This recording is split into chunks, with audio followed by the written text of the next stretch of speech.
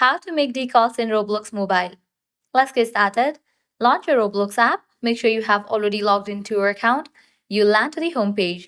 Now navigate to the More page. Once you're in this page, different options will appear. Click on the option of Create. You will be directed to this page. Now click on the option of Experiences. With that, you'll be directed to the creation space where you're going to find different option. Navigate to the option of Development Items. Under that, you'll find different topics. Click on the option of Decals. You'll see the option of Upload Asset. Click on it.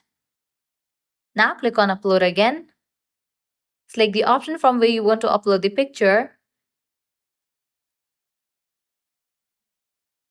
Once you select the picture, now you can give a name to it. Then you can add in the description.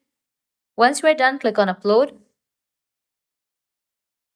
So this way you can easily make decals in Roblox Mobile. This was really simple and quick process.